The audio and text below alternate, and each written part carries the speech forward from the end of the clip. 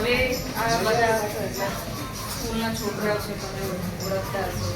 અને આપણે વખતગઢ, વગુડાન અને જામડી નવાલ જ્યાં પહેલાં બસ ચાલતી તો એ બંધ છે. અને આ છોકરાઓ મોડા આવે છે, એને ત્યાં વાહન વ્યવહાર નથી મળતું, પરીક્ષાનો સમય છે. અને આ કેટલા વર્ષથી, કેટલા ટાઈમથી આ પ્રોબ્લેમ તમે આપતા પડે છે આપણને? કેટલા ટાઈમથી? 2018-17. તો બહુ છોકરા પછી સ્કૂલ પણ નથી આવતા. પહેલા બસ ચાલતી હતી કાયદેસર. તો આનું આયોજન આપણે કરવાનું છે. અને આ બાળકોનું પરીક્ષાનો સમય આવે છે અને ટાઈમથી બધા પહોંચી શકે તો આપણે શું વ્યવસ્થા કરી શકીએ એની અમે થોડી માહિતી આપશો. આ છોટાઉદેપુર ડેપોમાં જ જાણકારી મળે. તો અહીંયા આપણે શું કરી શકીએ? અહીંયા તો તમે લેખિત આપી દો છોટાઉદેપુર ડેપો મેનેજર નામથી. અને મામલતદારમાં આપણે રજૂઆત કરી? મામલતદારમાં કરી શકો. તમે મામલતદારમાં રજૂઆત કરી દઈએ અને એની એક કોપી અમે તમને અને ત્યાં ઉદયપુર જે ડેપો ઓફિસ છે એમને કરી દઈશું. તો આનો જવાબ અમને કેટલા ટાઈમમાં મળશે? એ તો સર જણાવશે, લેખિત જણાવશે. લેખિત જણાવશે તો આપણા જ બાળકો છે, આ નાના નાના બાળકો, એ લોકો ટાઈમથી સ્કૂલ આવે અને એમનું ભવિષ્ય ના બગડે અને પરીક્ષાનો સમય છે અને ટાઈમસર પહોંચી જઈએ આપણે વ્યવસ્થા કરવાની છે. ઠીક છે ને? તો હું તમને આવેદનપત્ર આપી દઈશ.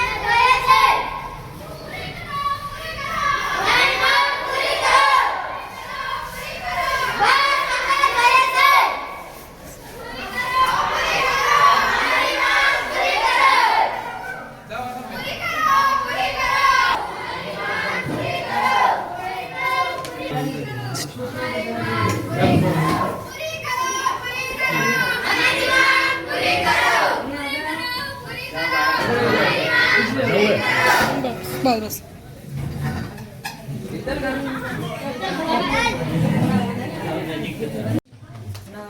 બાળકોની રજૂઆત લઈને આવ્યા છે.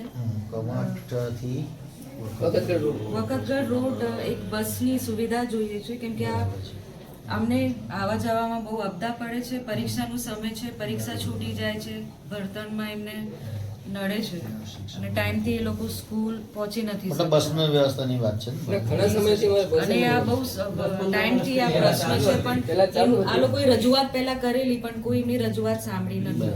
તો અમે તમારા સમક્ષ મૂકવા માંગીએ છીએ. આ નાના બાળકો છે, એમનું ભવિષ્યનો સવાલ છે.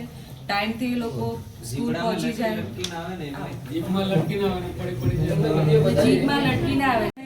સાહેબ, બીજું પણ મેં કહેવા માંગુ છું કે જ્યારે સરકાર પ્રધાનમંત્રીનું કાર્યક્રમ હોય છે, તમામ સરકારી બસો એમના આયોજનમાં મૂકી દે છે કરોડોના ખર્ચે અને ખાલી બસો જાય છે, ગામ ગામ ફળિયા ફળિયામાં બસો મૂકે છે. તો અમારા બાળકો માટે એટલીસ્ટ એમના ભણતર માટે જે સરકારી બસો કાયદેસર મૂકવામાં આવે, એમનું ભવિષ્ય વધારે મહત્વનું છે, ના કે કોઈ પાર્ટીના પ્રોગ્રામ માટે જે બસ ફાળવામાં આવે છે કરોડોની ગ્રાન્ટ પર. તો આમને તમે એકવાર એમને આ રજૂઆત સાંભળીને એમને બસની સુવિધા કરી છે. બીજું કઈ આપ કહેવા માંગો?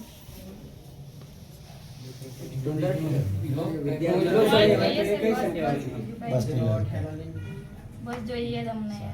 મારે કેવું પેલા મારા નદીના હિસાબે પુલ નહીં હતો એના માટે બસ નહીં આવતી હતી. અને પુલ થઈ ગયો આજે નવી બસ ચાલુ થવાનું કારણે એને અમારે વખતગઢ કમાટથી વખતગઢ બોર્ડે નથી એમાં કમાટમાં. પહેલા હતું આવતી હતી નવાજ સુધી વળતા અને પછી આવતી હતી કમાટ.